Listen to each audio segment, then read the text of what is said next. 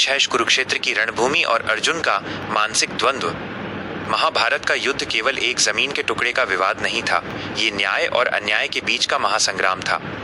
पांडवों ने युद्ध को टालने की हर संभव कोशिश की थी, यहाँ तक कि भगवान कृष्ण खुद शांतिदूत बनकर कौरवों की सभा में गए थे और उन्होंने केवल 5 गांव मांगे थे।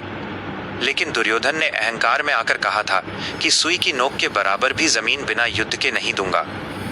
जब शांति के सारे रास्ते बंद हो गए, तब युद्ध निश्चित हुआ। कुरुक्षेत्र के मैदान में दोनों तरफ लाखों की सेना खड़ी थी।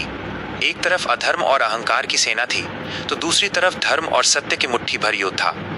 अर्जुन, जो पांडवों के सबसे महान धनुर्धारी थे, पूरे उत्साह के साथ युद्ध के मैदान में उतरे थे।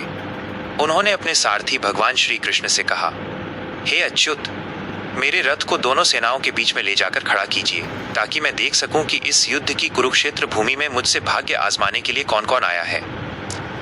हैश अपनों को सामने देखकर अर्जुन का टूट जाना। जैसे ही श्री कृष्ण ने रथ को भीष्म पितामह और गुरु द्रोणाचार्य के सामने ले जाकर रोका, अर्जुन की नजरें सामने खड़ी सेना पर पड़ी। वहां कोई अनजान दुश्मन नहीं था। सामने उनके पूज्य भीष्म पितामह थे, जिनकी उंगली पकड़कर अर्जुन ने चलना सीखा था। उनके परम आदरणीय गुरु द्रोणाचार्य थे, जिन्होंने अर्जुन को दुनिया का सर्वश्रेष्ठ धनुर्धारी बनाया था। उनके सगे भाई कौरव थे, जिनके साथ उन्होंने बचपन बिताया था। ये दृश्य देखते ही अर्जुन का सीना दहल गया। जो अर्जुन कुछ देर पहले तक युद्ध के लिए बेताब थे, वे अचानक गहरे अवसाद, डिप्रेशन और मोह में डूब गए। महाभारत में लिखा है कि अर्जुन की स्थिति ऐसी हो गई थी, उनके हाथ कांपने लगे और प्रसिद्ध गांडीव धनुष हाथ से छूटकर गिर गया। उनका गला सूख गया और त्वचा में जलन होने लगी। वे रथ के पिछले हिस्से में बैठ गए और आंखों में आंसू भरकर बोले, तारांकन, हे कृष्ण, अपने ही सगे संबंधियों को मारकर मुझे ऐसा राज्य, सुख या विजय नहीं चाहिए। अगर मुझे त्रिलोक का राज भी मिले तो भी मैं अपनों का लहू नहीं बहाऊंगा। इससे अच्छा तो ये होगा कि कौरव मुझे निहत्था देखकर मार दें, या मैं भीख मांगकर अपना जीवन बिता लूं। हैश श्री कृष्ण का महासंवाद अपने हैं तो सामने क्यों है। तस्वीर में जो संवाद लिखा है, वो अर्जुन के इसी मोह पर भगवान कृष्ण का सबसे बड़ा प्रहार है। जब अर्जुन ने रोते हुए कहा कि सामने अपने हैं, तब कृष्ण ने मुस्कुराते हुए एक ऐसा शाश्वत सत्य कहा जिसने अर्जुन की सोच बदल दी।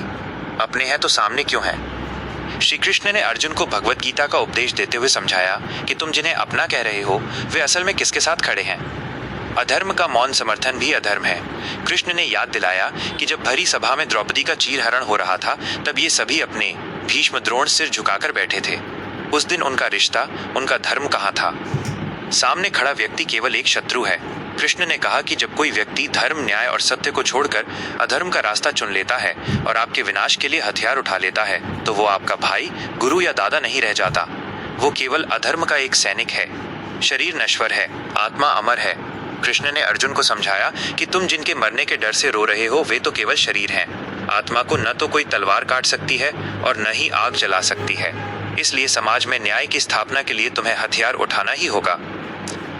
हैश इस कहानी से हमें क्या सीख मिलती है। ये प्रसंग आज के इंसानी जीवन के लिए भी उतना ही सच है। 1. कर्तव्य बनाम मोह। जीवन में कई बार ऐसी परिस्थितियां आती हैं जहां हमें अपने परिवार या दोस्तों, मोह और सही बात, कर्तव्य न्याय में से किसी एक को चुनना पड़ता है।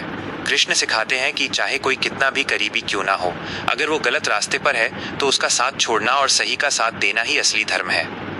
2. रिश्तों की कसौटी।